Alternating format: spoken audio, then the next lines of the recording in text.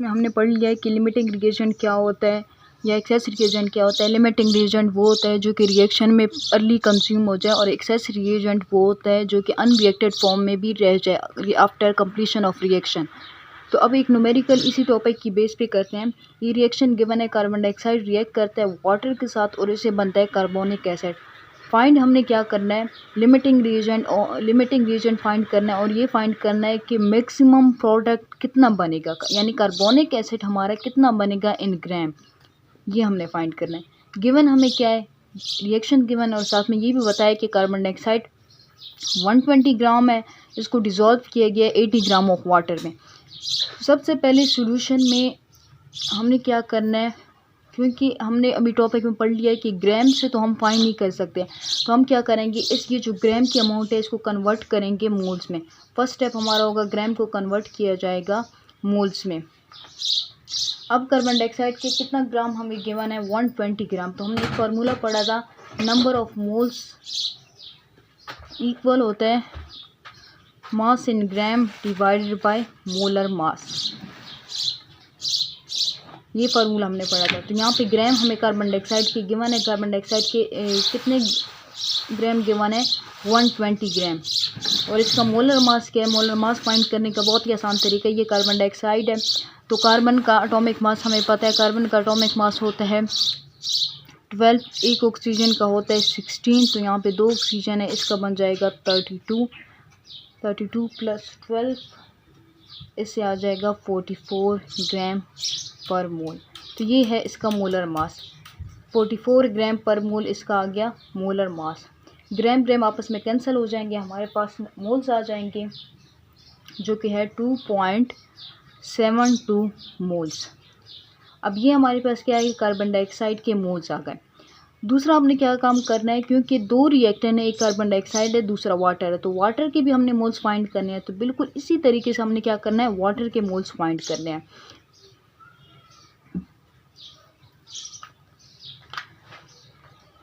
यही फार्मूला होगा, number of moles of mass in gram, number of mole mass in gram divide by molar mass. Direct हम लोग कर लेते हैं। वाटर का मास कितना है, 80 ग्राम, और वाटर का मोलर मास आपको पता है 18 होता है, 18 ग्राम पर मोल। तो इससे आ जाएगा 4.4 मोल्स। तो हमारे पास हाइड्रोजन के मोल्स भी आ गए, सॉरी वाटर के मोल्स भी आ गए, और हमारे पास कार्बन डाइऑक्साइड के भी मोल्स आ गए। तो फर्स्ट स्टेप हमारा कंप्लीट हो गया। हमने क्या कर लिया, फर्स्ट स्टेप क्या था कि ग्राम को हमने मोल्स में कन्वर्ट करना है, तो जो भी रिएक्टेंट आपको गिवन है उनके ग्राम को आप मोल्स में कन्वर्ट करें। फर्स्ट स्टेप हमारा कंप्लीट हो गया। सेकंड स्टेप हमारे क्या है कि अब हमने क्या करना है, लिमिटिंग रिएजेंट फाइंड करना है। तो लिमिटिंग रिएजेंट के लिए आप लिमिटिंग रिएजेंट इस तरीके से फाइंड करते हैं। लिमिटिंग रिएजेंट हम कैसे फाइंड करते हैं, वो रिएक्टेंट जो कि हमें कम नंबर ऑफ मोल्स दे उसको कहा जाता है लिमिटिंग रिएजेंट। वो रिएक्टेंट जो कि हमें कम नंबर ऑफ मोल्स दे उसको कहा जाता है लिमिटिंग रिएजेंट। अब एक कार्बन डाइऑक्साइड है, एक वाटर है, ये 2 रिएक्टेंट है, इसमें से हमने फाइंड करना है लिमिटिंग रिएजेंट। तो हमने ये देखना है कि प्रोडक्ट में जिसकी पार्टिसिपेशन कम है, जो कम प्रोडक्ट बनाता है, जो प्रोडक्ट में कम मोल्स यूज़ कर रहा है, वही हमारे पास क्या होगा, लिमिटिंग रिएजेंट।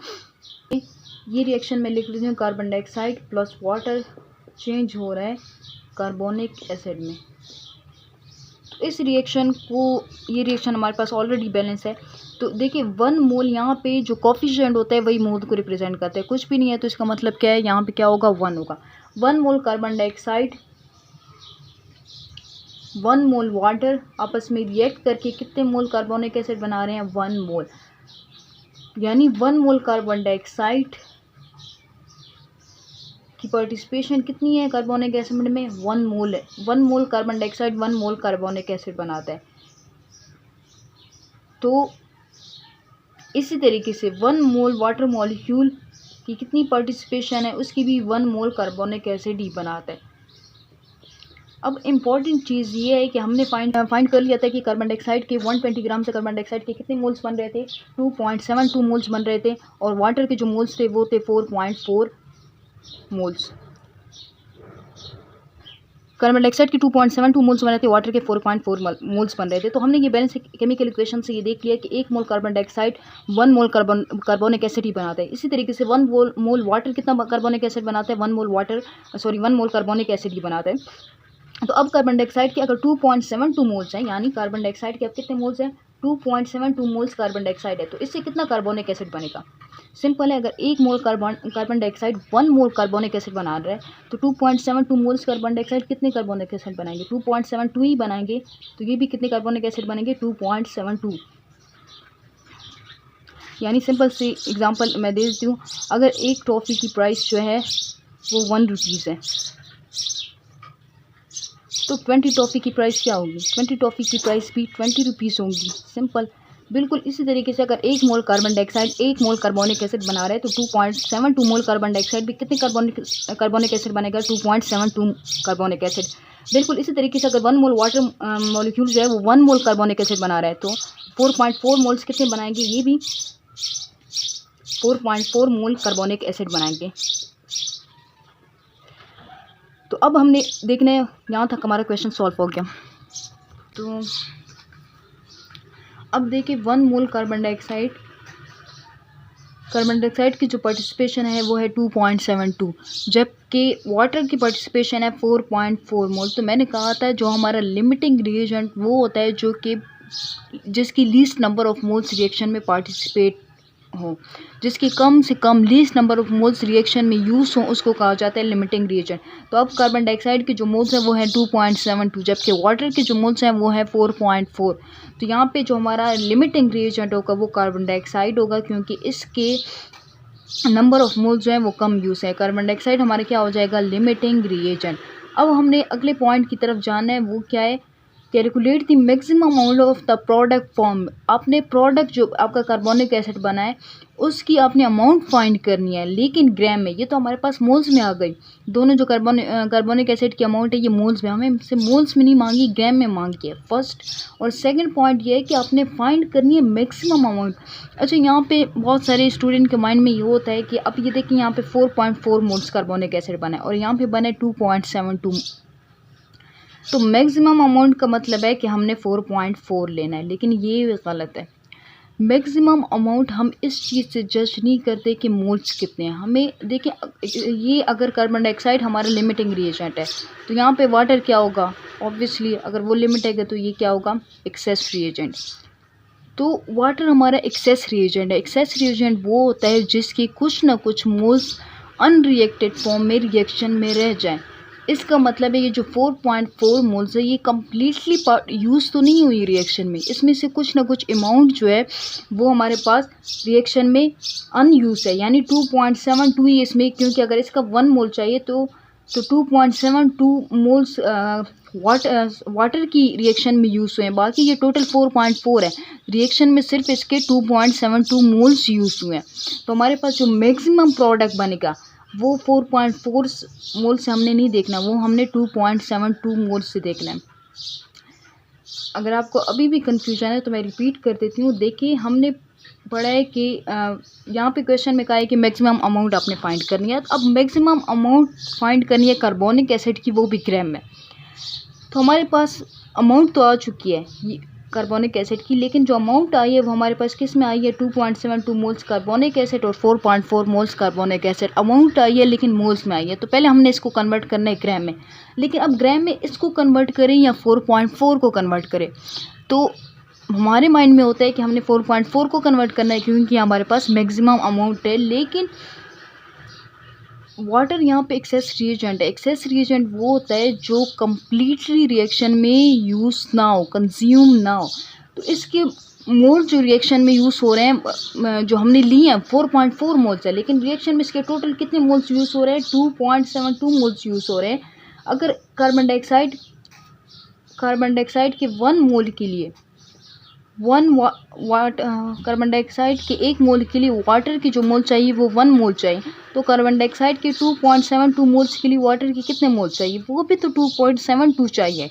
ये 4.4 मोल्स जो यहाँ पे यूज़ हुए हैं, लेकिन ये कम्प्लीटली कंज्यूम तो नहीं है। 4.4 में से सिर्फ और सिर्फ 2.72 मोल्स यूटिलाइज हो रहे हैं। तो इसलिए जो हमारी मैक्सिमम अमाउंट ऑफ प्रोडक्ट होगी वो क्या होगी, 2.72 है। 2.72 मोल्स यूज़ हो रहे हैं। तो हमने ये जो 2.72 मोल्स है इसको हमने कन्वर्ट करना है प्रोडक्ट में, सॉरी ग्राम में। ये पढ़े फार्मूले क्या है। अब हमने ए पार्ट इसका कर लिया। ए पार्ट हमारा क्या आया है, कार्बन डाइऑक्साइड इज और लिमिटिंग रिएजेंट। बी पार्ट की तरफ आ जाते हैं, मैक्सिमम अमाउंट फाइंड करनी है। तो फार्मूला वही है, number of moles mass in gram divided by molar मास। तो यहाँ पे नंबर ऑफ मोल्स हम किस चीज़ के फाइंड कर रहे हैं, कार्बोनिक एसिड के। ग्राम हमने फाइंड करना है, मास इन ग्राम। और मोलर मास कार्बोनिक एसिड का क्या है, 62 ग्राम पर मोल। मोलर मास आई होप आपको फाइंड करना आता होगा। तो number of moles of carbonic acid mass in gram divide by molar mass. Number of moles carbonic acid के कितने हैं, 4.4 नहीं है, कितने होंगे 2.72। तो यहाँ पे हम लिख लेते हैं 2.72 मोल्स मास इन ग्राम हमने फाइंड करना है। मोलर मास, यहाँ पे ये मोलर मास डिवाइड हो रहा है, उस साइड पे जाएगा तो मल्टीप्लाई हो जाएगा। तो ये हो जाएगा 2.72 मोल्स मल्टीप्लाई 62 ग्राम पर मोल इक्वल टू ग्राम। तो ये मोल आपस में कैंसिल हो जाएंगे और इससे आ जाएगा, मोल आपस में कैंसिल हो जाएंगे तो ये आ जाएगा 169.7 ग्राम ऑफ कार्बोनिक एसिड। तो हमने दोनों जो इसके पार्ट से वो सॉल्व करते हैं। कार्बन डाइऑक्साइड हमारे लिमिटिंग रिएजेंट है, कार्बोनिक एसिड के जो मोल्स, जो कितना कार्बोनिक एसिड बनेगा 169.7 कार्बोनिक एसिड बनेगा। अगर हम कार्बन डाइऑक्साइड 120 ग्राम ले और वाटर 80 ग्राम ले लें तो वाटर यहाँ पर हमारा क्या है, एक्सेस रिएजेंट, क्योंकि वाटर कम्प्लीटली कंज्यूम नहीं होगा, कुछ अमाउंट इसकी अनरिएक्टेड फॉर्म में रह जाएगी। जबकि कार्बन डाइऑक्साइड लिमिटिंग है तो ये कम्प्लीटली यूटिलाइज हो जाएगा। देखिए यहाँ पे कार्बन डाइऑक्साइड इन ग्राम में है, उसकी कंसनट्रेशन ज़्यादा है, 120 ग्राम है, और वाटर के वो 80 ग्राम है। तो मोस्टली स्टूडेंट कर लेते हैं कि वाटर क्योंकि कम है तो वाटर क्या हो जाएगा, एक्सेस लिमिटिंग रिएजेंट होगा। लेकिन ऐसे नहीं होता। वाटर आपने पूरी कैलकुलेशन करनी है, आपने मोल्स के थ्रू उसको चेक करना है कि किसके मोल्स कम है, least number of moles in product में किसके मोल्स की कम पार्टिसिपेशन है, वो आपका क्या होगा, लिमिटिंग रिएजेंट होगा। तो अगर आप डायरेक्ट यहाँ से देख रहे हो कि 80 ग्राम है तो होना तो ये चाहिए कि वाटर आपका लिमिटिंग रिएजेंट है, लेकिन कैलकुलेशन से हमने प्रूफ कर लिया कि वाटर एक्सेस रिएजेंट है।